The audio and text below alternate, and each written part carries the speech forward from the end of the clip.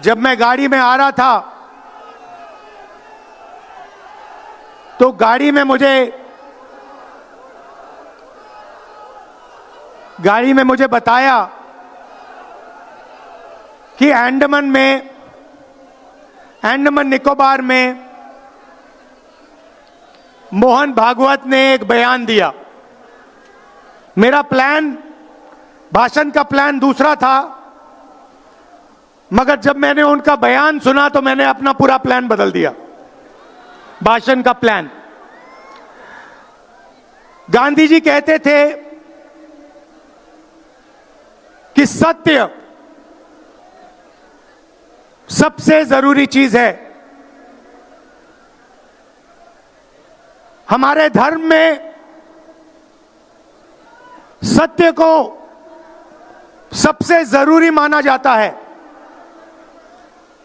आपने सुना होगा सत्यम शिवम सुंदरम, सुना है?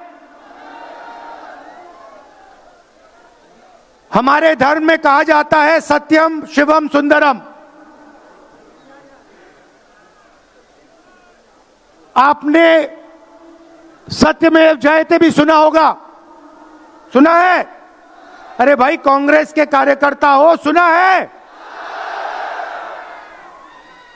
अब मोहन भागवत का बयान सुनिए।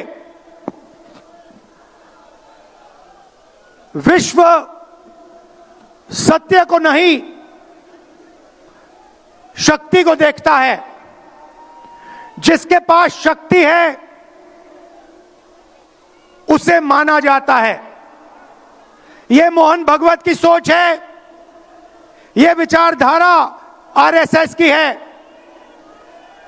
हमारी विचारधारा, हिंदुस्तान की विचारधारा, हिंदू धर्म की विचारधारा, दुनिया के हर धर्म की विचारधारा कहती है कि सत्य सबसे जरूरी है। और भगवत कहता है सत्य का कोई मतलब नहीं है, सत्ता जरूरी है। इस बात की लड़ाई हो रही है हिंदुस्तान में। भाई और बहनों, सत्य और असत्य के बीच में लड़ाई हो रही है। और मैं आपको इस स्टेज से गारंटी देके कहता हूं, आप देखना, हम सत्य को लेकर, सत्य के पीछे खड़े होकर नरेंद्र मोदी और अमित शाह को, आरएसएस की सरकार को हिंदुस्तान से हटाएंगे। उनके पास सत्ता है, वो वोट चोरी करते हैं। देखिए आपके सामने पड़ा है, वो वोट चोरी करते हैं। 10,000 रुपए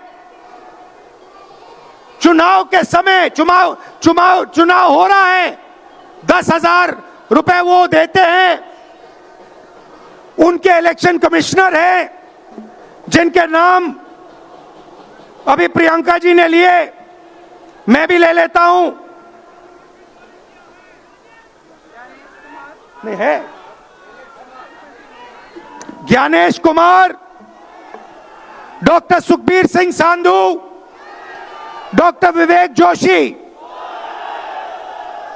याद रखिए, ज्ञानेश कुमार, सुखबीर सिंह सांधू, विवेक जोशी। ये जो सत्य और असत्य की लड़ाई हो रही है, इलेक्शन कमीशन बीजेपी के सरकार के साथ मिलकर काम कर रहा है। और इनको जितनी भी इम्यूनिटी देनी है दे दो।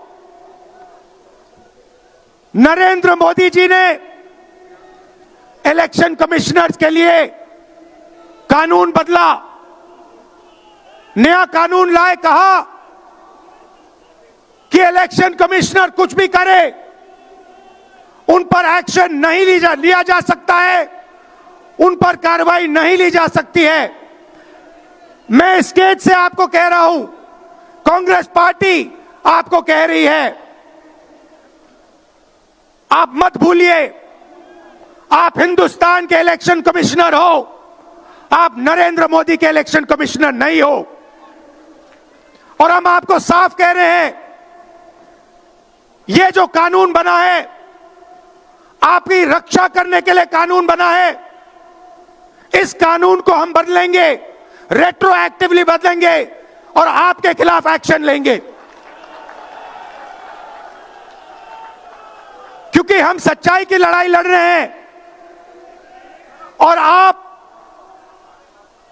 असत्य के साथ खड़े हो। भाइयों और बहनों, हरियाणा से यहां लोग आए हैं, हाथ दिखाइए। ये देखिए, हरियाणा से आए हैं। इनके हाथों से चुनाव चोरी किया गया है। ब्राजील की महिला 22 बार हरियाणा की वोटिंग लिस्ट में दिखाई देती है। एक पोलिंग बूथ में एक महिला 200 बार आती है। बीजेपी के नेता यूपी से आकर हरियाणा में वोट करते हैं। उधर भी उनका वोट है, इधर भी उनका वोट है। लाखों डुप्लीकेट वोटर हैं। मैंने प्रेस कॉन्फ्रेंस किया और ये जो 3 शख्स हैं, ज्ञानेश कुमार, सुखबीर सिंह सांधू, विवेक जोशी, इन्होंने कोई जवाब नहीं दिया। हमने एलिगेशन किया, हमने उनसे सवाल पूछा, आप हमें समझाइए ब्राजील की महिला कैसे वोटर लिस्ट पे, एक महिला 200 बार क्यों आती है? एक घर में 500, 600, 700 वोटर क्यों मिलते हैं? उत्तर प्रदेश से बीजेपी के नेता हरियाणा में वोट क्यों डालते हैं? कोई जवाब नहीं मिला। और पार्लियामेंट हाउस में कुछ ही दिन पहले कांपते हुए, ऐसे हाथ कांप रहे थे, अमित शाह जी उनकी सफाई देते हैं। आपने देखा होगा, देखा? मैंने उनको सीधा चैलेंज किया कि आइए पार्लियामेंट में, आपने मेरी प्रेस कॉन्फ्रेंस की बात की, आइए डिबेट करते हैं, देश को दिखाते हैं सच कौन बोल रहा है। ये आप भूलिए मत, ये देश सच का देश है, सत्य का देश है। आपके पास सत्ता आज है, आप पावर में हैं, इसका कोई मतलब नहीं है। देश की जनता सत्य को समझती है, सत्य के लिए लड़ती है। ये देश सत्य के लिए जान दिया है। आपने देखा अमित शाह को, हाथ देखा अमित शाह का, हाथ देखा कांपते हुए ऐसे, देखा? क्यों हाथ क्यों कांप रहा था? मैं बताता हूं। क्योंकि ये बहादुर जब ही हैं जब इनके हाथ में सत्ता है। जैसे ही इनके साथ से सत्ता निकलेगी, आप देखना इनकी बहादुरी कहां जाएगी।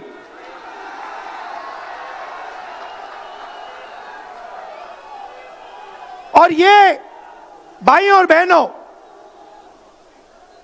ये 2-3 अरबपतियों के लिए काम करते हैं। ये जो सारे के सारे कागज के ढेर हैं, ये जो सिग्नेचर्स हैं,